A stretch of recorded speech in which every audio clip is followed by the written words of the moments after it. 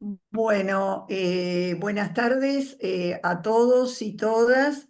En homenaje a los que han ingresado puntualmente, vamos a dar comienzo, ya son casi las 18:05, a esta que es la primera videoconferencia de la serie de cuatro que se van a dar en el espacio de Alcemneo durante el mes de la prematurez.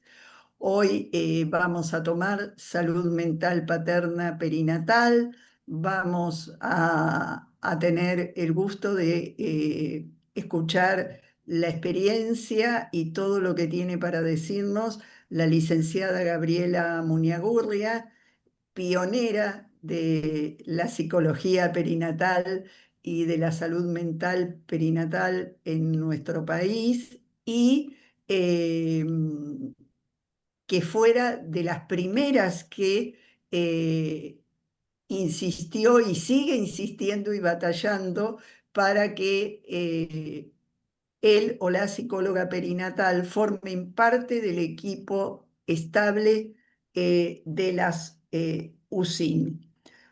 Un poquito, y tiene más de 25 años de experiencia trabajando en este tema. Vamos a ver, está. Un poco como disparador de este tema, les voy a contar muy brevemente que en el mes de julio eh, tradujimos para la página de Alcemneo, como hacemos todos los meses, el artículo que nos llamó muchísimo la atención y había salido en junio de este mismo año, llamado Estrés, Depresión y Ansiedad Perinatal Paterna y Desarrollo Infantil, una revisión sistemática y metaanálisis. Ustedes tienen ahí el link para acceder al abstract si no son miembros del CEMNEO, o se puede acceder a todo el artículo traducido para quienes son miembros del CEMNEO. Este es un servicio que damos porque sabemos que no todos en Latinoamérica hablamos y leemos inglés con fluidez. Bueno, cuando vimos este trabajo y lo tradujimos, no sé por qué no quiere circular la... Ahí circuló. No se asusten que no les voy a leer todo esto, pero es una revisión sistemática y un metaanálisis que sintetizaba la extensa literatura que existía acerca de algo que habitualmente no está debidamente visibilizado, que es la salud paterna en el contexto perinatal, por ejemplo, en forma de depresión, ansiedad y estrés. Y la relación de estos problemas no visibilizados y por lo tanto no ventilados y no tratados con el desarrollo de su bebé hasta la edad de 18 años. Los invito a que vean este artículo en la página y nos quedamos con lo que son los puntos claves del artículo. Partimos de una pregunta acerca de si es el distrés mental paterno perinatal, como depresión, ansiedad y estrés, asociado adversamente con el desarrollo del bebé desde el nacimiento hasta los 18 años de edad. Ellos encontraron en esta revisión sistemática y metaanálisis de 48 cohortes con más de 600 efectos que el distrés mental paterno perinatal estuvo asociado con pobre desarrollo global, social, emocional, cognitivo, lenguaje y físico en el hijo. No hubo evidencias para resultados adaptativos y motores, y los resultados del desarrollo se extendieron a lo largo de la infancia hasta la niñez y tenemos escasa investigación en la adolescencia. Entonces se interpreta que la salud paterna mental perinatal es un importante foco para hacer prevención y para intervenir tempranamente para apoyar el bienestar no solo de los padres, sino de la siguiente generación.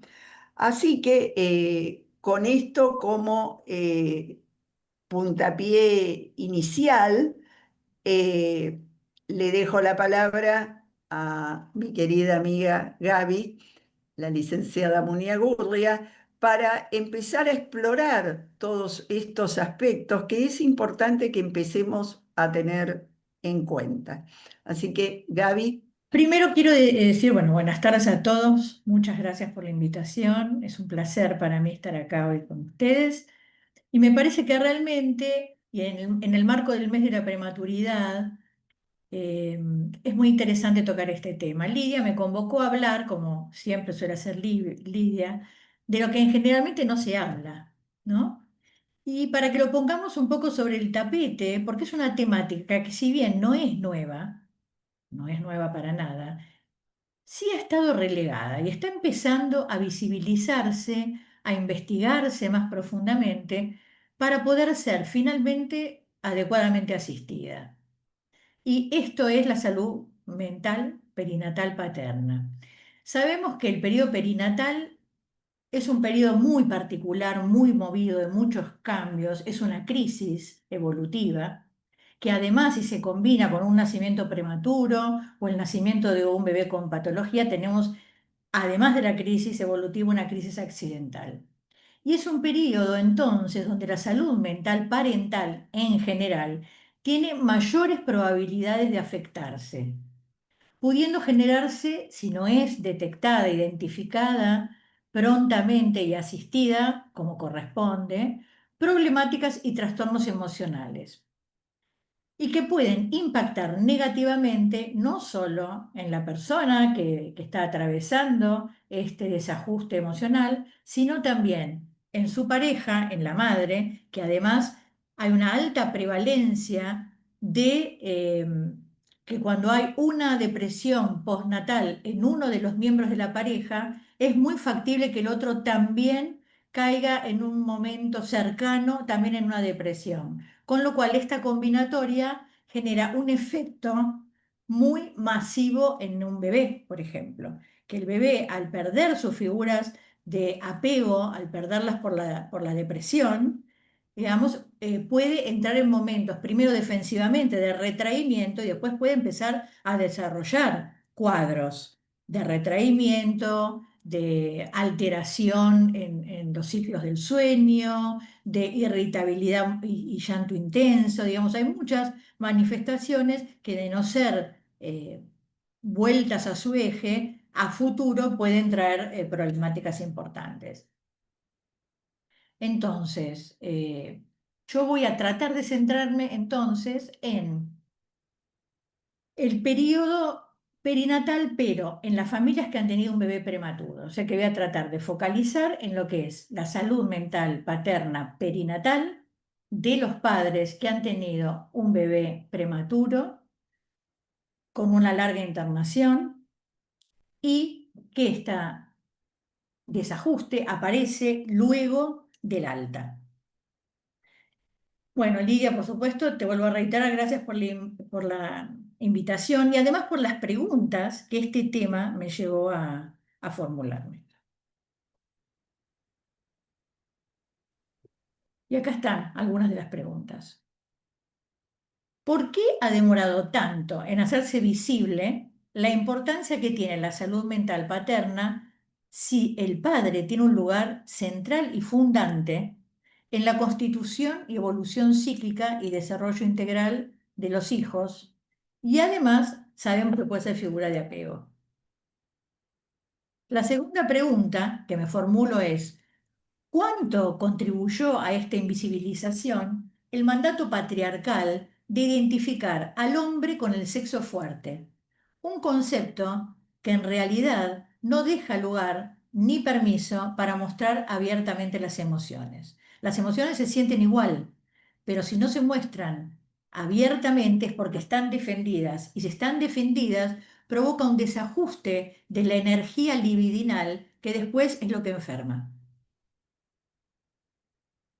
Y la tercera pregunta es, si no hay salud sin salud mental, ¿por qué en muchas, o sin, pero en muchas, podríamos decir tanto acá en Argentina, en Latinoamérica y en otros países de Europa, todavía no hay psicólogos perinatales para brindar soporte y asistencia a la salud mental familiar en momentos de gran vulnerabilidad psíquica y de trauma, como es el nacimiento de un bebé prematuro y o con patología? Sí, podemos decir que hay psicólogos, pero a tiempo no completo, que dependen del servicio de salud mental y van cuando alguien pide una consulta, pero la verdad que yo que he tenido la suerte de trabajar adentro de una UCIN durante más de 25 años, la verdad que es absolutamente distinto cómo se puede trabajar en interdisciplina, cómo se puede trabajar co-construyendo con los demás profesionales, con los médicos, con enfermeras, acciones muy favorables para dar contención a los padres y minimizar las posibilidades de afectaciones emocionales más graves. Bien, entonces, podemos decir, y todos lo sabemos, que muchos equipos perinatales todavía están como atravesados por los mandatos patriarcales, por estereotipos, por estigmas y también por la fragmentación de la salud. Y todas estas cuestiones lo que hacen es tapar la posibilidad de ver al otro. Y entonces determinar, si vos no podés ver al otro, determinás un posicionamiento rígido, desubjetivizado, respecto de cómo asistir a esas familias, porque no podés verlas, ni ver sus necesidades, sus deseos, sus expectativas. Y esto queda condicionado también al modo de posicionarse en poder construir un verdadero cuidado integral de la tríada, del cuidado de la tríada. Hoy podemos decir que estos modelos patriarcales tan rígidos empezaron un poco a resquebrajarse. Y entonces nosotros, ahora que empezaron a resquebrajarse y vamos a encontrarnos con los nuevos padres, que después vamos a hablar de ellos, son padres que han sido ya criados con no esta herencia de los mandatos patriarcales. Estos momentos entonces nos interpelan a construir modos de acompañamiento y abordajes para familias y bebés que sean más inclusivos, sin estereotipos de género, biopsicosocioculturales, subjetivantes, interdisciplinarios en todos los equipos perinatales. Esto va a ser realmente una diferencia cuando podamos acercarnos a que esto se empiece a masificar de alguna manera desde una concepción de que es el único modo de abordar a las familias. ¿Cuál es el estado de situación? La salud mental en general, perinatal, tanto en la madre como en los padres, no tiene el mismo nivel de prioridad asistencial que la salud física. Por ejemplo, sabemos que la salud física del binomio madre recién nacido sigue teniendo un lugar de mayor relevancia que la salud mental. Si bien en las últimas décadas se ha avanzado bastante, podemos decir que hay mucha investigación al respecto, hay mucha publicación, pero todavía del dicho al hecho concreto de que se abran puestos de trabajo realmente en la cantidad que son necesarios para que se desarrolle un trabajo de cuidado de la salud mental, y eso todavía es una deuda del sistema de salud.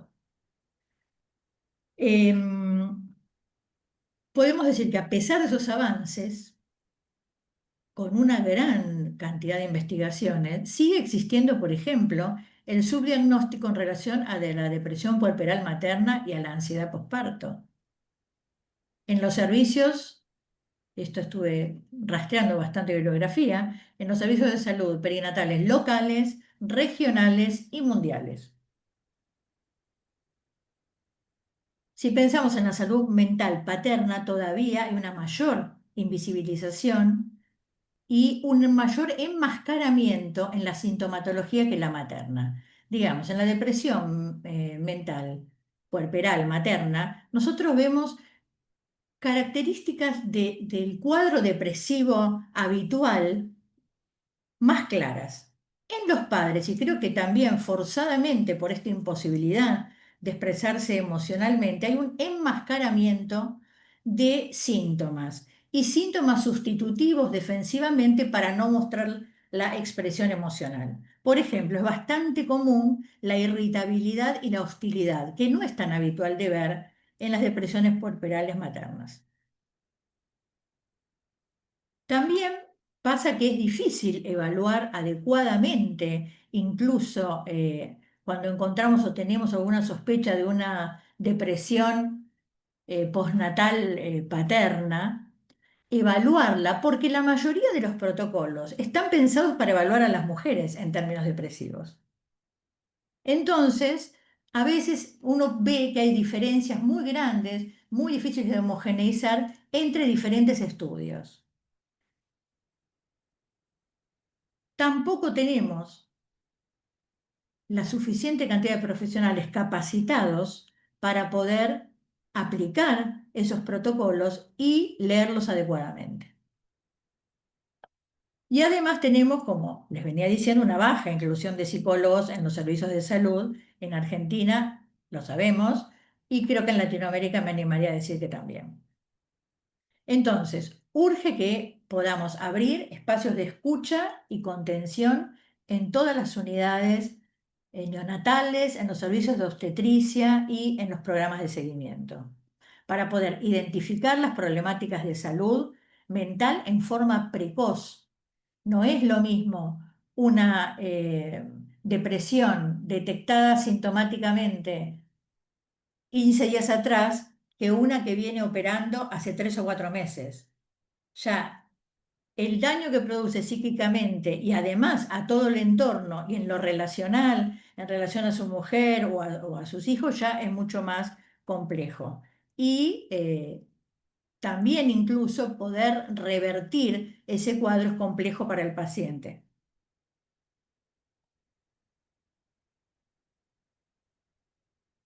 Todas las madres y los padres que han deseado tener un hijo o buscado un hijo, tras el nacimiento experimentan importantes cambios de todo tipo, psíquicos, de identidad. Uno pasa muchas veces ante un primer hijo de ser hijo a ser padre, o de ser padre o madre de un hijo, de dos o de tres.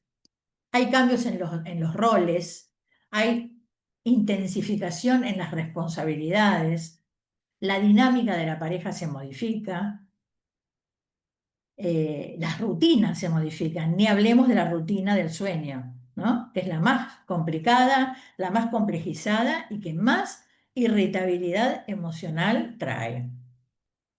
Si además tenemos un nacimiento pretérmino, todos estos cambios se profundizan, se complejizan y además tenemos que sumarle la potencialidad del impacto traumático para el psiquismo parental. Por eso, la prevalencia de depresiones puerperales, tanto en mujeres como en hombres, es mayor cuando se combina con un nacimiento prematuro. Siempre y cuando no haya psicología en las instituciones de salud que pueda ir acompañando a las madres y a los padres durante ese proceso de internación para ir pudiendo mitigar la posibilidad de que eso se instale como un cuadro y también abrir el espacio a partir de construir confianza y construir un espacio de seguridad para que algunos de los padres puedan hablar. No ha sido la mayoría, en mi caso, de haber visto que son la mayoría de los padres, hay realmente una gran dificultad para pedir ayuda, pero haciendo el espacio aparece la posibilidad de expresarse. Es clarísimo que en estas situaciones la tríada es la que tiene que recibir el soporte psicológico. Acá vemos que el nacimiento pretérmino supone un riesgo aumentado para los progenitores de padecer trastornos a nivel de salud mental que pueden impactar en la vinculación y en el curso del desarrollo integral del bebé, que es un curso de un desarrollo en construcción. También hay una mayor probabilidad que los padres de bebés prematuros, sobre todo extremos, desarrollen una depresión postnatal. Y es indispensable que la tríada, en la misma UCIN, reciba soporte psicológico desde el inicio de la internación, estando atento también a los desajustes emocionales que pudieran sucederse para abordarlos tempranamente.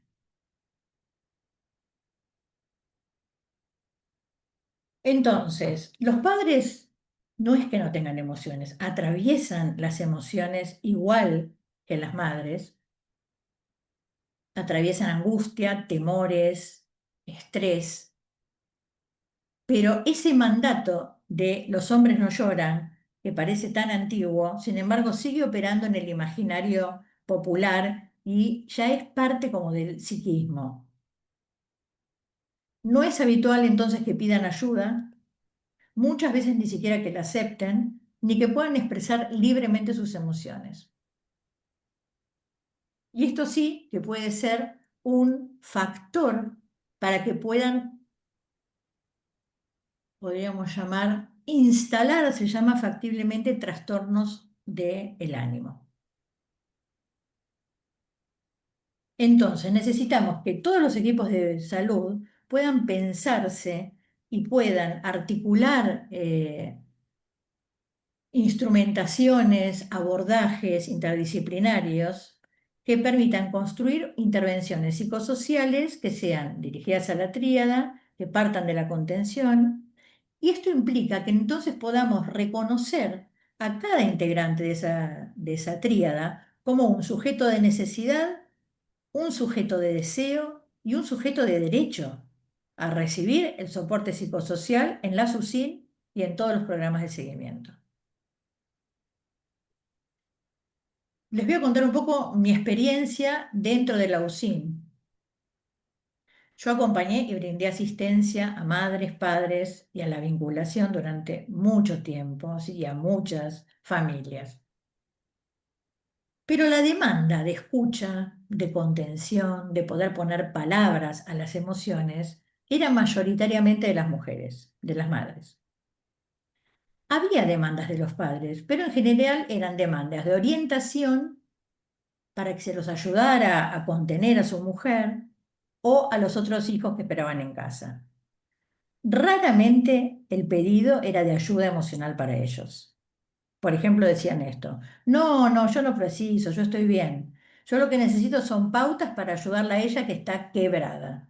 Fíjense el uso del lenguaje porque tiene que ver con todo esto, ¿no? La mujer es la débil y entonces si está con sus emociones a flor de piel está quebrada, cuando en realidad no está sintiendo lo que tiene que sentir en una situación traumática como la que está atravesando. Nosotros lo que hacíamos, yo había instalado dentro de la unidad la posibilidad de brindar a los padres un soporte psicosocial post-alta durante el primer año de vida, más o menos. ¿Y cómo lo hacíamos? En ese momento no había WhatsApp todavía, pero así lo hacíamos por las redes, por los privados de Facebook o por mail. Entonces, como ya había construida, sobre todo con las madres, un vínculo transferencial, era muy factible que me escribieran para pedir ayuda por alguna situación, alguna alteración que pudiera haber en la dinámica con el bebé o también en alguna alteración que ellas pudieran ver en alguno de los familiares. Entonces, lo que buscaban en general era ser escuchadas, alivianar sus temores y su estrés, pero también para mí era una gran oportunidad de poder hacer una detección de señales de alarma. Y en ese caso, en problemáticas podían ser problemáticas en relación con el bebé, problemáticas en relación a la pareja o en observación de lo que veían de la emocionalidad de sus parejas en ese momento. Y esto servía para poder hacer una detección temprana y poder hacer una derivación oportuna, porque como había ya un lazo preferencial, transferencial previo, esto facilitaba que si yo les recomendaba algún lugar o alguien, iban a ir. Bueno, ¿a qué llamamos entonces depresión posparto paterna? Que se nomina con esas siglas DPP y P pequeña. Es un trastorno de ánimo de características depresivas, que en realidad el momento de aparición puede ser en cualquier contexto de nacimiento, pero ya habíamos dicho que hay una prevalencia mayor en padres que han tenido algún bebé prematuro extremo internado un largo periodo de tiempo en la UCI y que en general suele presentarse luego de 3 a 6 meses después del nacimiento del bebé. Algunos estudios reportan que en padres primerizos las tasas de la depresión pueden ser de hasta 25%, en padres de bebés pretérminos extremos, 3 a 6 meses luego del alta. O sea, es muy alta la prevalencia. Por supuesto que habrá que hacer estudios mucho más importantes y además tratar de generar protocolos de tamizaje y de diagnósticos que sean un poco más adecuados a las características de lo que estamos queriendo medir, porque son síntomas muy distintos. ¿Qué factores inciden en la aparición? Hay multiplicidad de factores, no se ha podido aislar un factor más importante, aunque el ser padre de un bebé prematuro, ahí sí casi diría que multiplica la prevalencia de la aparición de la depresión. Los factores psicosociales que tienen que ver con la estructura de personalidad de cada uno y la historia familiar, si ha habido traumas infantiles, si aparece por cuestiones preedípicas, estoy hablando desde lo psicodinámico, ¿no? Por cuestiones preedípicas, psíquicas no terminadas de elaborar, aparece una rivalidad con el hijo, que es bastante habitual verlo esto, ¿no? El padre celoso, entrecomilladamente, que ahora podemos ver que a lo mejor ya había ahí una depresión, padre celoso de la atención que ahora la mujer le está dando al bebé. Conflictos de pareja también son factores que inciden para la aparición de una depresión. Situaciones de vulnerabilidad socioeconómica grandes, falta de trabajo, falta de apoyo social familiar percibido, porque puede existir objetivamente apoyo familiar, pero si no es percibido, ese es el importante de poder medir. Embarazos no deseados, depresión materna y eventos traumáticos actuales, como puede ser el nacimiento pretérmino o con patología, o enfermedades familiares, muertes recientes. Y también aparece un factor que subrayaría en la medida en que nos compete a nosotros, que es la falta de contención del equipo y soporte psicológico. Sobre todo el desconocimiento de que ese hombre puede estar cursando una depresión hace que se profundice más las sensaciones de soledad, de aislamiento, de no atención.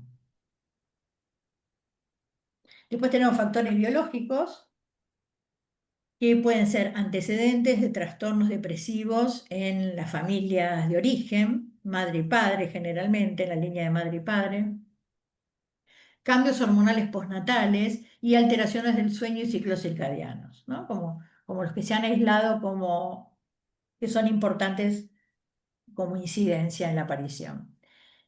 Y factores sociales y de género.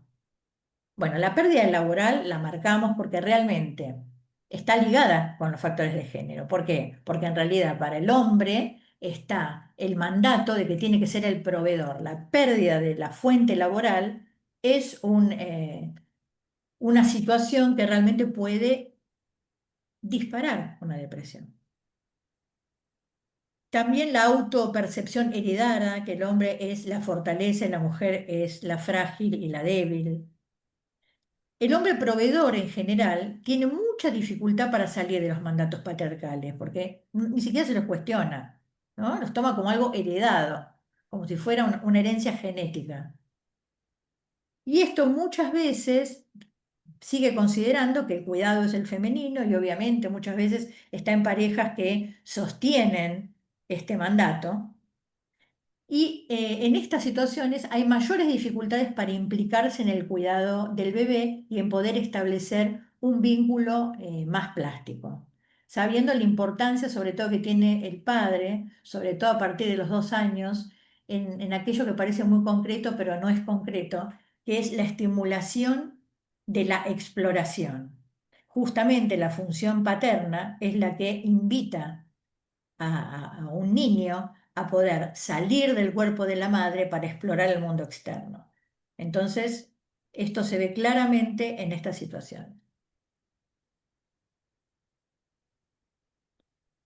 Pero han aparecido nuevos padres también, que son los padres de las nuevas generaciones, yo diría hasta los cuarentañeros, no más que eso, con una educación menos patriarcal, que están en algún modo en proceso de deconstrucción, que se consideran compañeros, son los mismos que comparten pagar las salidas, también comparten la crianza de los hijos, están mucho más conectados con su emocionalidad y con el deseo de asumir ese cuidado de su hijo en un sistema de cocrianza, de coparticipación en la crianza de un hijo. Que por supuesto la balanza todavía sigue desregulada. Y si hay alguna persona que tiene que suspender su tarea para ir a llevar a un hijo al médico, generalmente va a seguir siendo la mujer. Pero ahora empieza a haber como un cierto balanceo un poco mejor. Pero estos padres también pueden entrar en conflicto y estrés y también pueden entrar en una depresión si no reciben reconocimiento de este deseo, de paternar activamente, por ejemplo, dentro del aneo, porque son padres que reclaman, que demandan, y también reclaman la falta de contención emocional.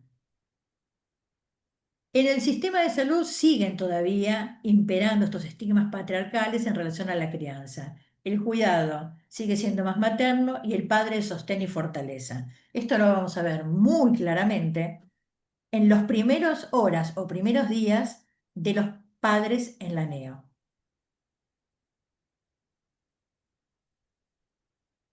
Uy, y acá lo vemos. Hagamos el recorrido de las primeras horas o primeros días de un papá en la neo.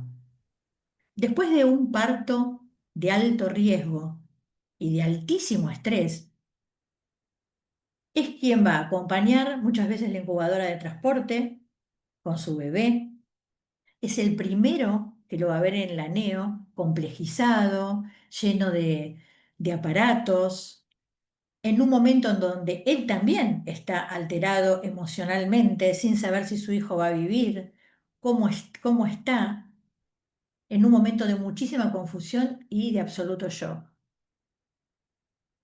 Además, tiene que ver a un bebé muy diferente al imaginado y al esperado, en riesgo vital.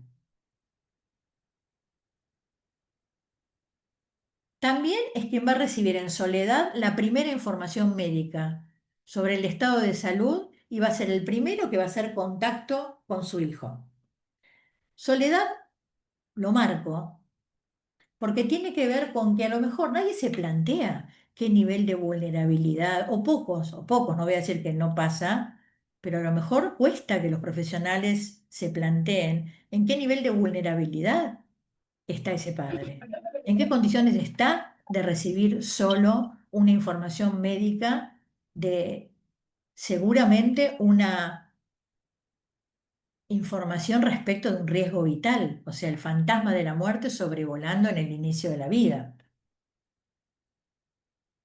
Es también quien tiene que comunicar a la madre la información de riesgo sobre el hijo de los dos sin haber podido terminar de procesar todas esas emociones mezcladas de susto, de a veces terror, de angustia. Y además tiene que buscar tranquilizar a esa mamá y cuidar su emocionalidad porque está recién parida. y no ha podido ver a su bebé. Su bebé ha sido arrancado de algún modo, porque está en la vivencia, ¿no? de su, de su útero antes de tiempo y está muy desbordada y el padre con una defensa rigidísima para poder sostener todo esto. Tiene también que acompañar y cuidar a la madre en el posparto, en vulnerabilidad emocional, y va a ser el mediador hasta que la mamá pueda ingresar a la UCIN entre el recién nacido y su mamá. Yo a esto lo llamaba síndrome de Tupac Amaru, porque es realmente de un estiramiento casi imposible de que no te rompas, ¿no? Si es que no hay algún soporte o alguien que se acerca a poder acompañarlo, a poder hacerle más amable la primera información que se da, a poder a lo mejor ofrecerle que haya también una psicóloga escuchando la información para ayudarlo, porque no se puede a veces ni pensar de la confusión mental que se tiene. Es una gran carga emocional. Y además, con el peso de un mandato de género, de que hay que inhibir la emoción para alcanzar el ideal del comportamiento masculino. Con lo cual, este es un gran factor para generar una depresión postnatal a posteriori. Vamos a ver un caso clínico. Yo a esta paciente, porque fue la mamá la que me contactó, la vi por redes, no personalmente, en el año 2007. Es la mamá de Lucas, un bebé nacido pretérmino de 29 semanas de gestación, que estuvo en RM 10 días, 2 meses de internación en la UCI. Ella quedó conectada durante la internación, la atendí toda la internación.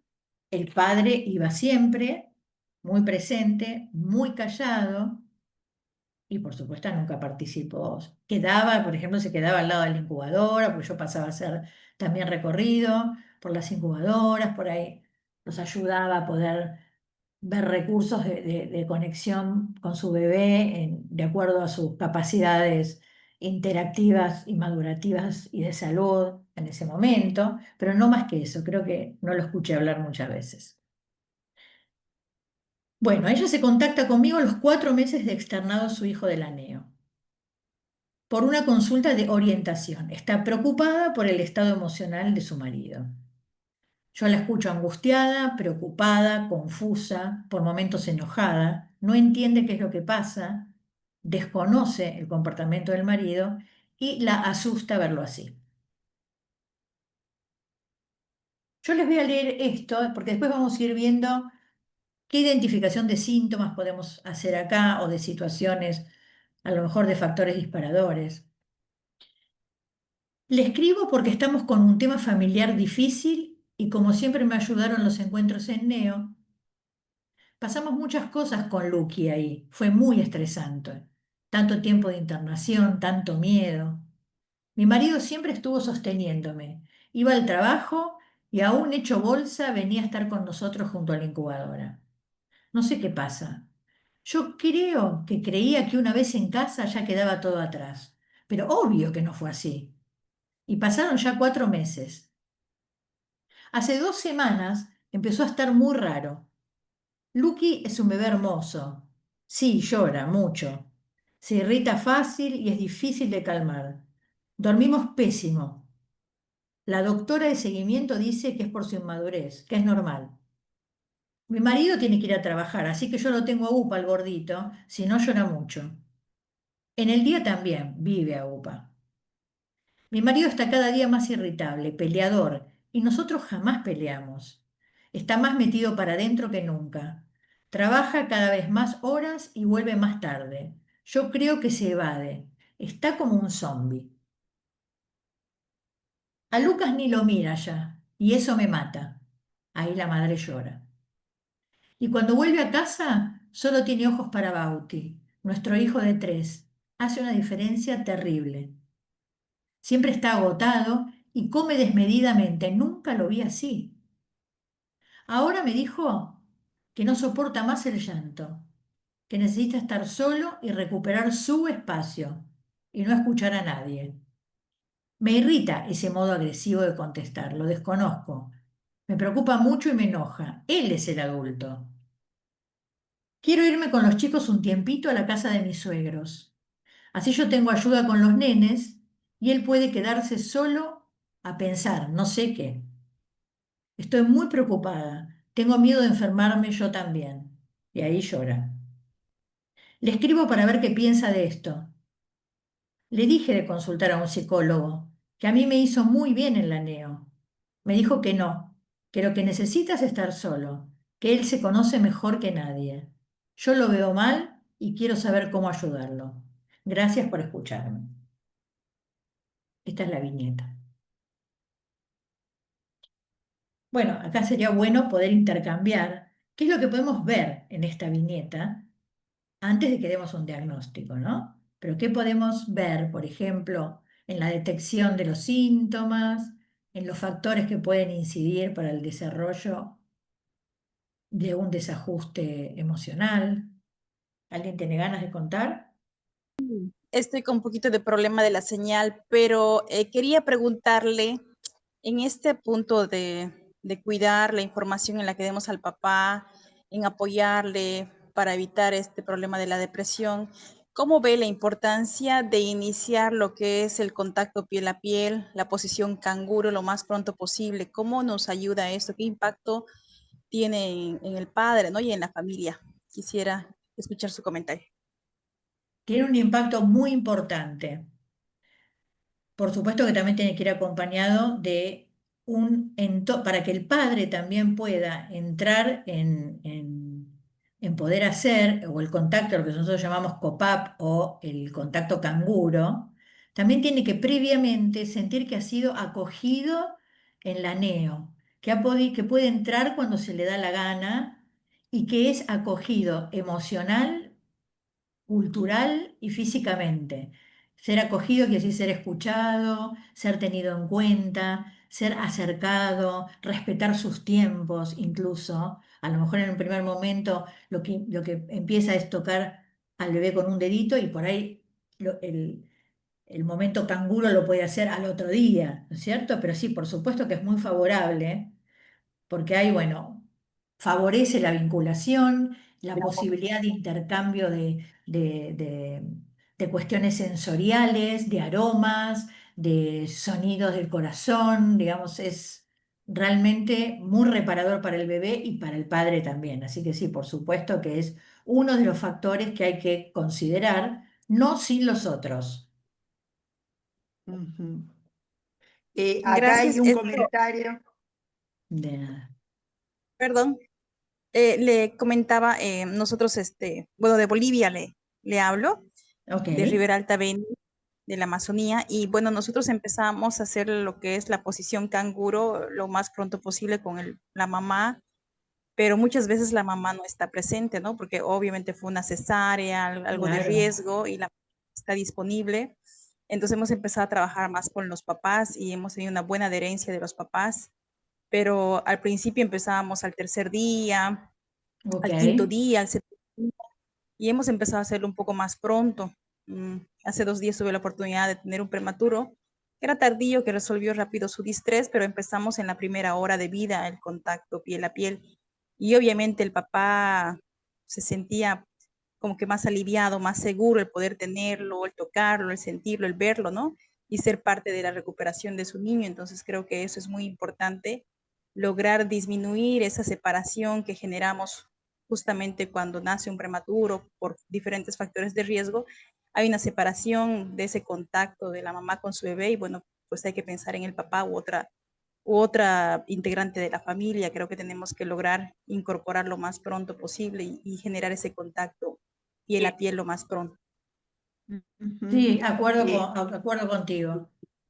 Aquí en el chat, y después levantó la mano Ana Estebanel, en el chat, Flor Ángel García de Venezuela, dice, ayer tuve la oportunidad de presenciar lo que se ha naturalizado siempre se asume que el padre está ahí para dar contención a la madre, es el fuerte. Estaba pasando y vi, atendían a papá y a mamá, les comentaron si querían estar un rato con su bebé, asistieron y los iban a pasar a un espacio donde pueden estar un rato. Le dijeron, señor, pase con su esposa para que la apoye.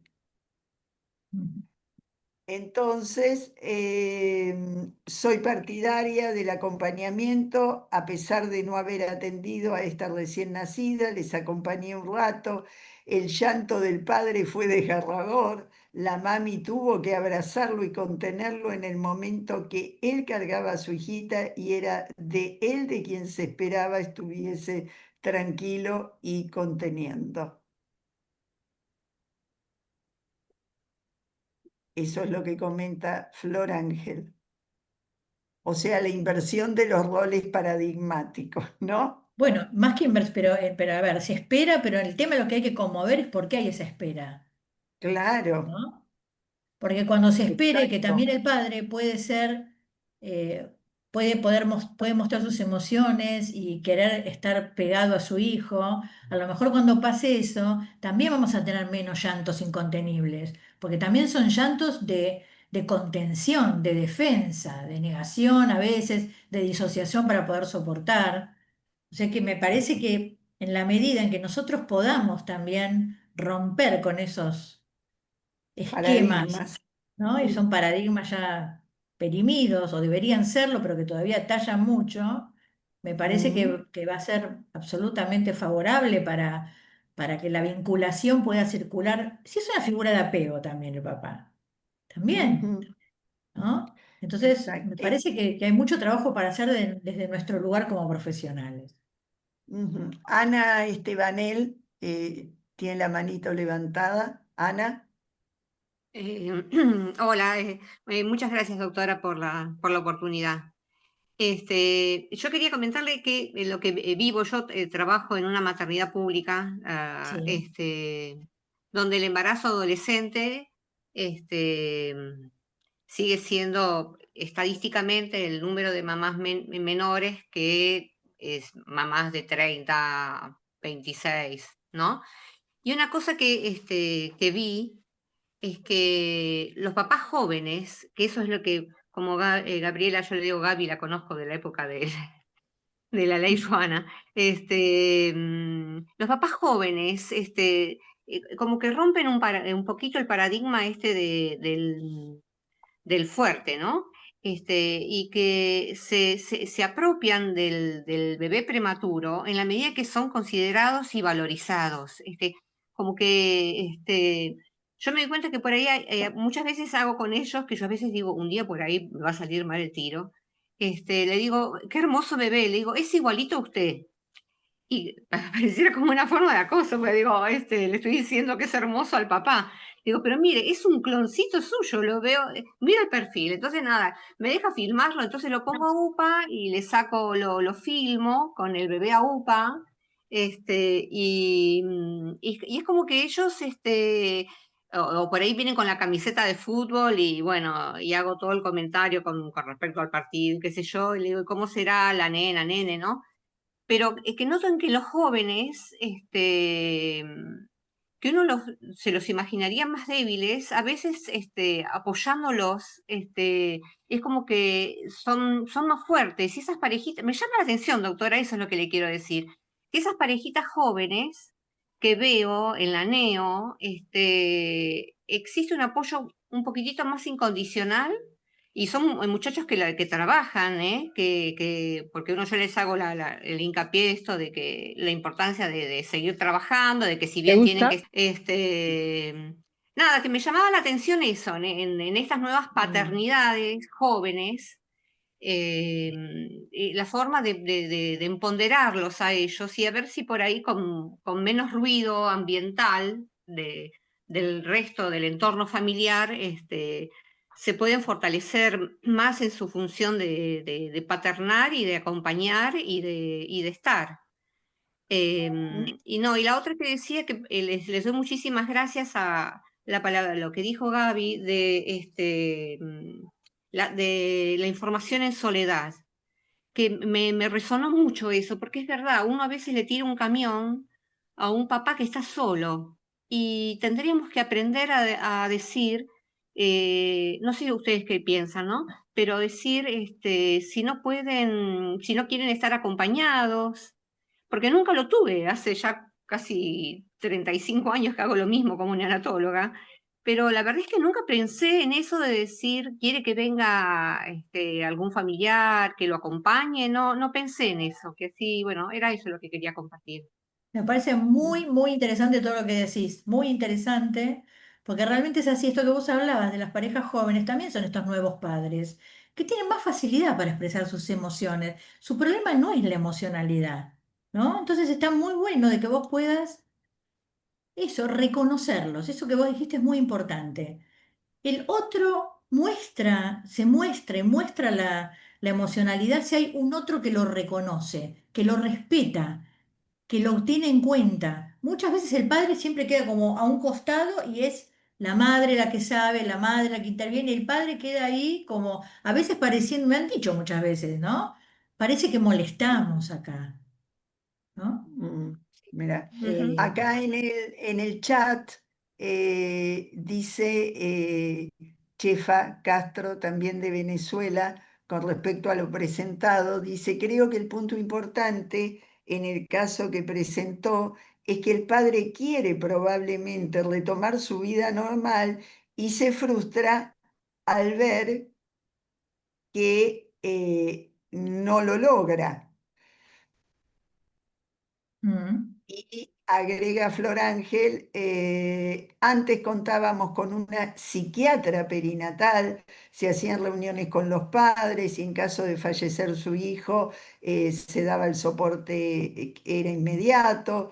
Fue sacada del servicio porque no se veía el rendimiento, mi Dios, se necesitaba para más casos en el hospital. O sea, ¿cómo se medirá el rendimiento, Sí. ¿Qué el quiere decir dolor rendimiento? psíquico? Claro, el dolor psíquico de un padre, ¿no? Jessica Márcico también levantó la mano. Me parece que acá se animaron todos. Jessica. Hola, ¿qué tal?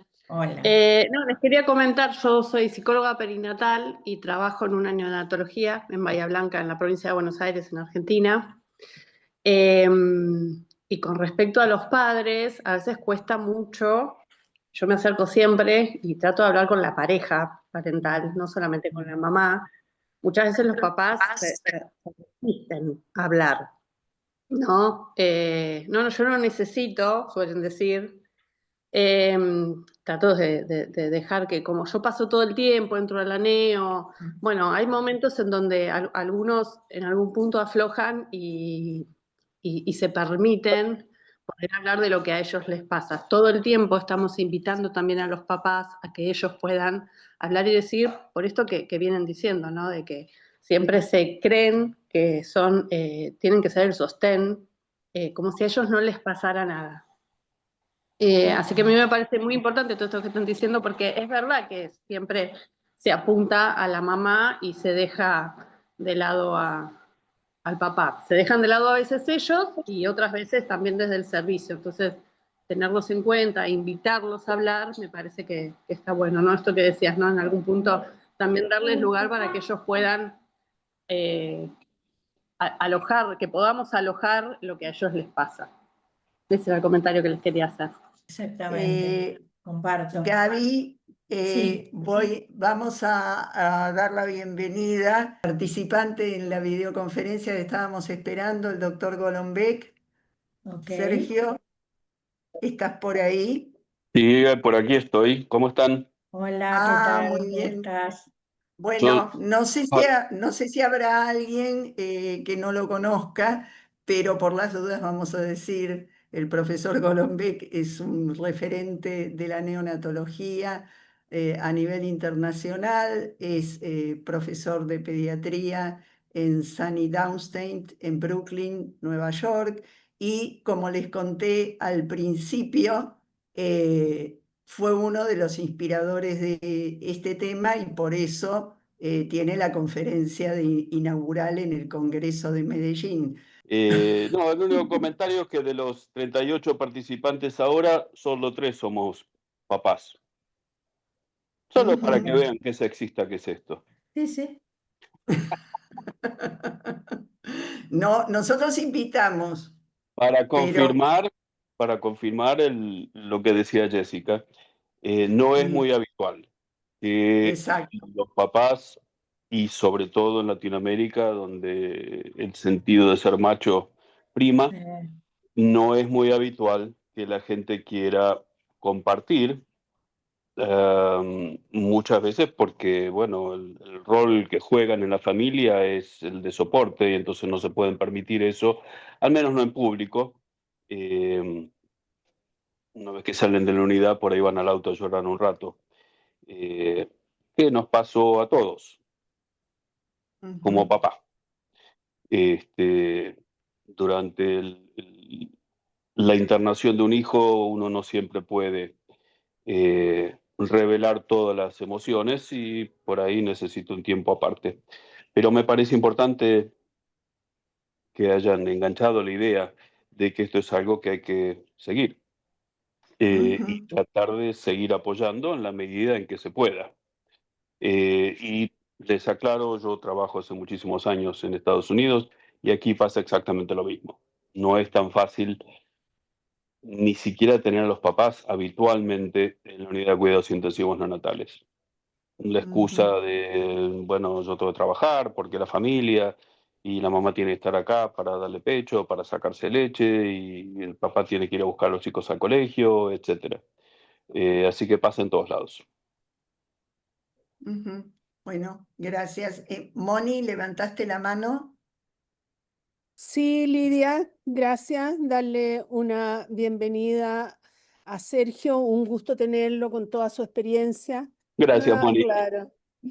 Te queremos mucho.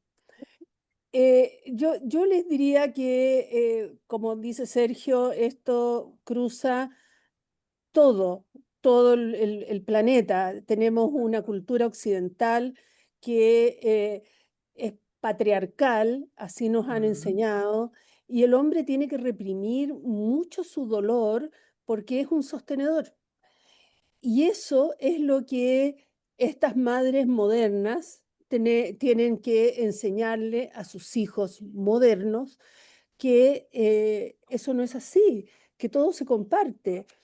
O sea, hay un fenómeno cultural en el cual tenemos que ir educando a la descendencia en que no sea un fenómeno tan patriarcal, sino que sea igualitario, porque aquí lo que se produce es una discriminación de género que perjudica al hombre. En general, la discriminación de género perjudica a la mujer, pero en este caso en particular perjudica al hombre y lo perjudica profundamente, tanto que a veces es causa de quiebre matrimonial, porque queda absolutamente excluido porque no fue tomado en cuenta y no se la pudo solo.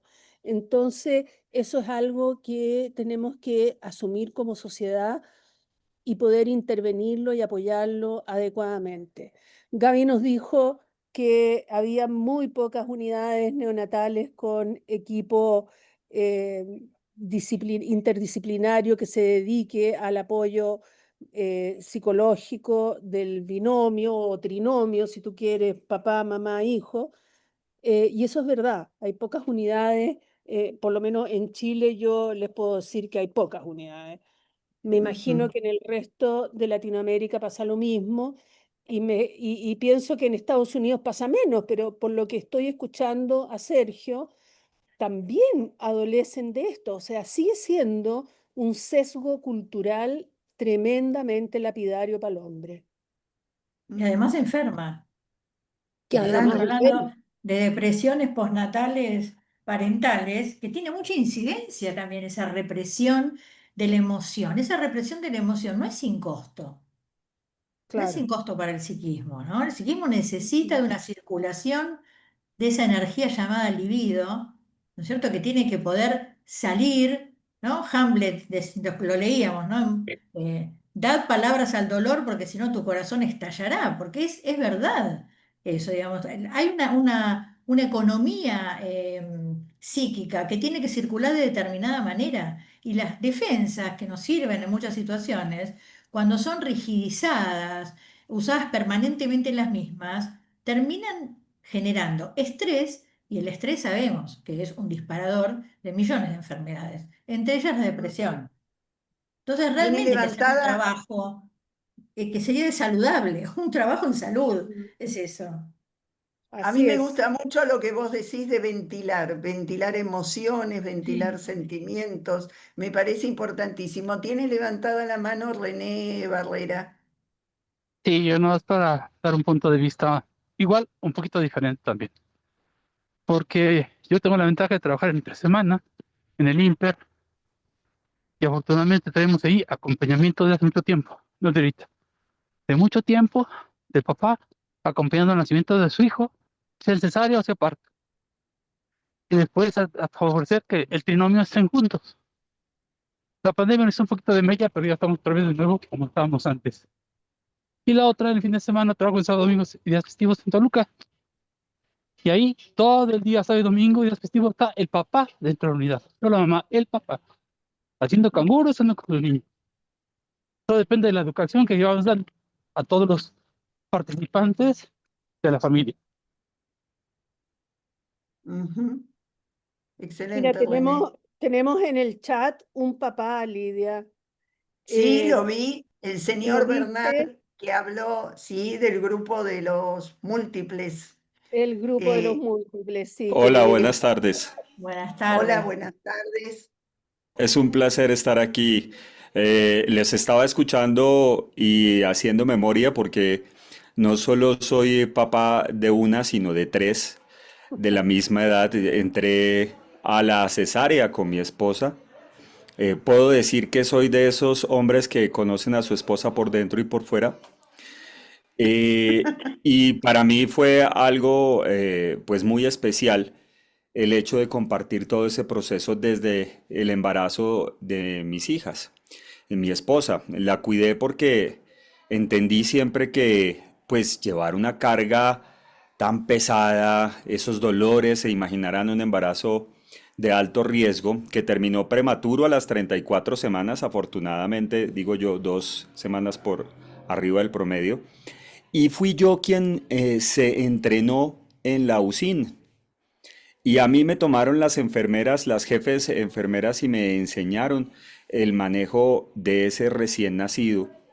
Y fui yo al final quien terminó encargado, por ejemplo, de bañarlas a las 3, de entrenar a la cuidadora, a la enfermera y después, posteriormente iban creciendo a la nana en todos los cuidados y primeros auxilios. Yo debía haber recibido un diploma honorífico porque fue alrededor de 30 días intensos de aprendizaje. Y eso pues marcó muchas pautas porque dormía poco. Ahora que escuchaba a la licenciada Gabriela hablar sobre esos ataques de ansiedad, hubo un momento en donde me vi sentado en el sofá de mi casa y no sabía cómo había llegado ahí. Y para mí fue una alerta y una alarma impresionante porque no solo me afectó emocionalmente el no entender cómo había caminado, no sé, zombie a ese punto, porque hasta ese momento era yo quien trasnochaba. Mi esposa tenía que dormir y descansar porque al otro día tenía que enfrentarse al reto de la lactancia, al reto de tener a las niñas en, pues, en las mejores condiciones, y la noche era yo quien tenía que velar por esa seguridad, el descanso de todas. Y cuando me atrapó ese ataque de ansiedad, em, no tenía una salida. No pensé, no, es lo que me toca, ¿no? Eso es lo que va a ser mi vida. Con un mensaje positivo, pues todo pasa, todo se transforma y afortunadamente, pues fue algo de muy poco tiempo. Afortunadamente no tuve una depresión en ese sentido.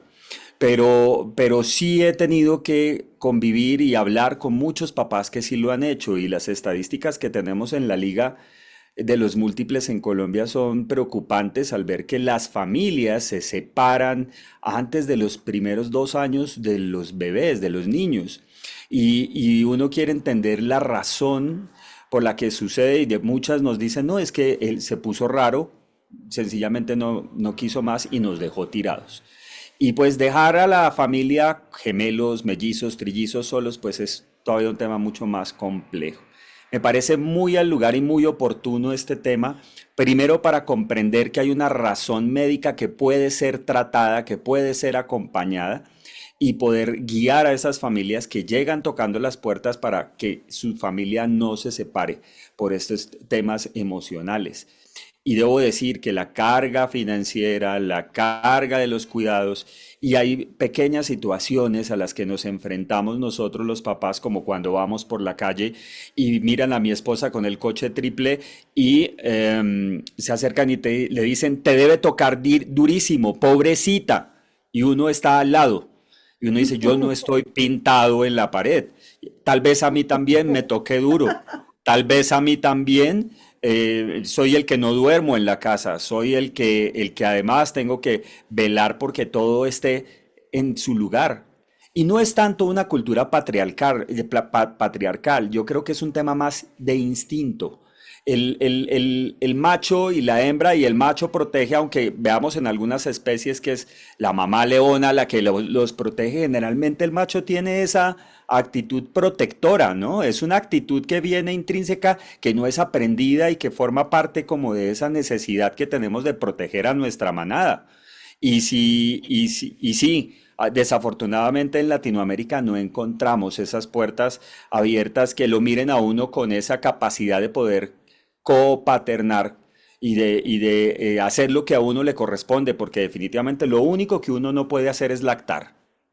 Y el resto, pues acompañar a la madre en todo lo que necesite es como nuestro objetivo, se vuelve un objetivo más de vida, ¿no? Para que ella se recupere, para que ella esté bien, para que ella pueda aportarle eso que nosotros no podemos aportarle a los niños. Gracias por oírme. No, al contrario, muchas gracias, señor Bernal, que también va a estar en el Congreso, en la charla inaugural, haciendo Ok. sus aportes, sus comentarios. Bueno, seguimos, Gaby, Seguimos, porque sí. Yo voy a decir algo con me- respecto como psicóloga lo tengo que decir, con respecto a lo instintivo. Que en el ser humano lo instintivo es bastante poquito, porque estamos atravesados por la cultura. Lo que nosotros tenemos son pulsiones, entonces es algo cultural también. Pareciera que fuera instintivo, pero es cultural. La educación impone algunas cuestiones que como se van trasladando de generación en generación, ya empiezan a formar parte como hasta de la genética, de la epigenética, ¿no es cierto? Porque es verdad eso, pero en realidad nosotros lo que, al ser seres con lenguaje, tenemos siempre un atravesamiento cultural, ¿no? Por ejemplo, cuando hablan del instinto materno, no, hay mamás que no tienen ningún tipo de instinto, hay mujeres que no quieren ser madres, digamos, no es instintivo, es una construcción cultural, que por supuesto determina que nos paremos de determinado modo, ¿no? Por ahí también un punto interesante sería, bueno, va a haber que modificar también la educación. ¿Por qué Sí, sigue habiendo eso es lo que yo creo, jugueterías? Gaby. ¿Qué? Eso es lo que yo creo, Gaby. Y Somos sí, las madres, somos las que tenemos la responsabilidad de criar hijos hombres más abiertos, más participativos, menos machos y más útiles en el sentido de la dinámica familiar y de la crianza de los hijos. Así como sí, también somos responsables de criar hombres que no sean golpeadores. sí, no sé si nosotras tampoco, digamos, y los padres, ¿qué están haciendo? No, Digamos, lógico, me no, refiero a la familia, tienes toda la razón. Me refiero a claro. Es una padre-madre. cuestión de co-crianza y de acordar cuáles son los valores que uno quiere transmitir en la educación hacia los hijos, ¿no? Así es. exacto. Bueno, Ujú. seguimos un poco. Los Bueno, síntomas que aparecen en ese relato son todos los que definen una depresión puerperal postnatal, ¿no? Una postnatal de padre. Irritabilidad, hostilidad, todo eso apareció. La madre se está muy irritable, ya no nos quiere ni mirar, al nene más chiquito ni lo mira, huido hacia el trabajo, viene cada vez más tarde, agotamiento, está siempre cansado, cambio en la ingesta, come todo el día, digamos, todo eso está ahí. Ella supo detectar muy bien, porque que se contactara solo a los 15 días de aparecidos los síntomas, me parece de una muy buena pesquisa, ¿no? No se quedó solamente con el susto, sino que buscó, con los recursos que tenía, en la posibilidad de pedir ayuda para él. Ujú. ¿Cuál puede haber sido el disparador del cuadro de salud mental? Yo creo que cuando cae la euforia, digamos, él tenía, y esto creo que lo decía Sergio, ¿no? También, me pareció que en un momento había dicho algo de esto. Hay algo que cae acá. Eh, el padre supone lo que la madre dice, que cuando iban a la casa, bueno, quedaba todo atrás lo del aneo. Listo, ¿no? No tenemos más problemas. Y Mm. cuando él descubre esto que decimos casi siempre cuando hablamos de el momento del alta, que el alta no termina ni con los efectos de inmadurez del bebé, ni con las marcas emocionales de los padres que se llevan en una mochila porque no se terminaban de elaborar.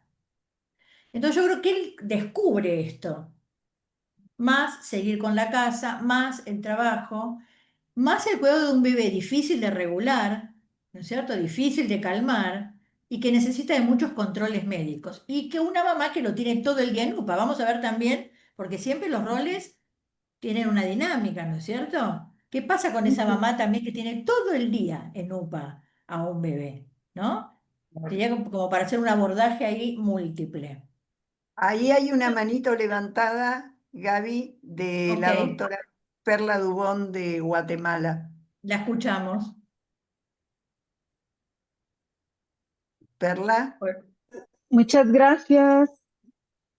no, al contrario. Solo un pequeño comentario. Felicitaciones, Lidia querida, doctora Mónica, todos los expositores. Esto es una maravilla. Solo quería contar en 2 minutos una experiencia un poco dura, pero que me ha servido para apoyar mucho a los padres. Yo me casé con un hombre extremadamente machista. Llevo 35 años casada con él. Tuve 2 hijos, jamás recibí ayuda, no tuve ni opción a decir depresión postparto, eso no existe para mí.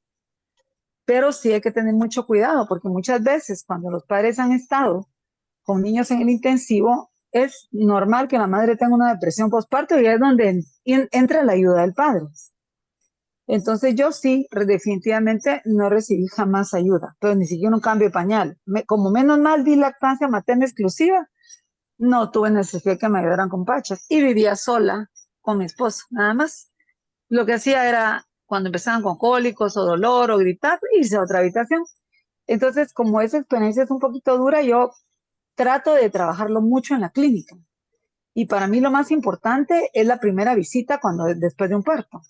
Porque aunque me tarde 1 hora hablando con ellos y en un santiamén examine al bebé, me interesa mucho que llegue el papá y que por favor me entienda, así sea del oriente del país, que tiene que apoyar a la mamá, ¿verdad?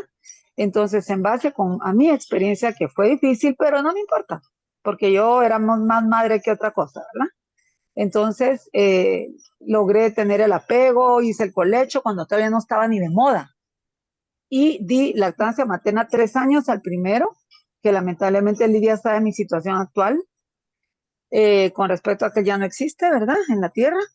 Y le di 2 años y medio al último. Entonces, sin ayuda. Entonces, ¿de qué se puede? Se puede, pero es bastante sacrificado. Además, yo era pediatra, ¿verdad? Entonces, sí me es muy importante esa visita y ese explicarle al padre que debe acompañar a la mamá. Sean gemelos, sean trillizos, o sea hijo único, el que tienen, que solo uno tiene. Es muy importante el apoyo del padre. Y esa era mi experiencia que quería contarles, ¿verdad? Porque estoy muy de acuerdo con ustedes. Y felicitaciones a todos. Un abrazo para todos mis amigos que están ahorita exponiendo y hablando. Adiós, Lidia. Adiós, Mónica. Gracias. Gracias, Gracias. Perla. Gracias. Bueno, seguimos. Seguimos. Bueno, yo lo que concluí ahí es que haber negado esa situación, ¿no? Haber tenido que forzar, negar esa situación, pensando, bueno, cuando nos vamos todo esto se va, como si se diluyeran solas las emociones, o no haber recibido la ayuda psicológica para anticipar un primer año de vida difícil. Esto es muy importante. En el momento del alta, cuando se hace la preparación del alta, que inicia cuando un niño ingresa a la NEO, mi modo de ver, pero más cercano al alta, es un tema indispensable de poder hablar con los padres, ayudarlos al anticipar que va a ser un primer año de vida difícil, para que ellos puedan ir construyendo recursos adaptativos. Si no, realmente es un golpazo inmenso encontrarse con todo lo que pasa con un bebé que es irritable, que es inmaduro, que cada control es el pánico de que le digan que hay algún diagnóstico otra vez ominoso o nuevo, que tengan que ir a 20.000 especialistas, más la casa, más la relación de pareja. Digo, es realmente muy complejo. Y si uno pudiera anticiparles y ayudarlos a construir pequeños recursos para lidiar con ese primer año, creo que también ayudaríamos. Digo, son todos factores que per se no van a evitar una depresión. Pero estos pequeños factores pueden ayudar a que esos estados de ánimo no lleguen a eclosionar. Hay un momento también acá del distanciamiento en la vinculación con el bebé, ¿no? Cuando dicen que él ya no quiere ni mirarlo a su hijo bebé, ¿no? Y esto es bien característico, el retraimiento y enseguida el distanciamiento de los lazos con el bebé y con la mujer. Es bien típico. Se inhibe la comunicación para el bebé y la estimulación de una figura de apego, así que es bastante probable que el bebé se pueda defender también con un retraimiento, que en realidad el retraimiento es una defensa, que después se constituye en un cuadro, pero primero es una defensa. Y acá Ana Estebanel decía, Sí. propongo hacer un escudito del papá pingüino y contarle a los padres de prematuros que como estos animales, ellos van a incubar también a sus hijitos.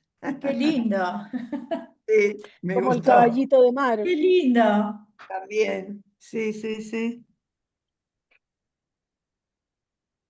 Y acá Bueno, alguien estábamos puso, en esto de la distancia de la vinculación con el bebé. Esto, que si esto ah, persiste y la defensa permanece en el bebé y además su mamá se deprime y pierde otra figura de apego, esto a largo plazo o a mediano plazo va a comprometer el desarrollo físico, cognitivo, social del bebé. No hay duda de eso. ujú. Acá ¿Y qué podemos acota. pensar? Perdón, acota Sí, el doctor Golombek, que con eso de la media hora y la sesión, dice, hombres necios que acusáis a la mujer sin razón. O sea, a confesión de parte, relevo de prueba. Ya llevo de sabéis que pruebas. no creo. Bueno, Y después sigamos. quería preguntarles esto, qué piensan ustedes de la decisión que toma la mamá de acceder al pedido del padre y de ir a la casa de los familiares?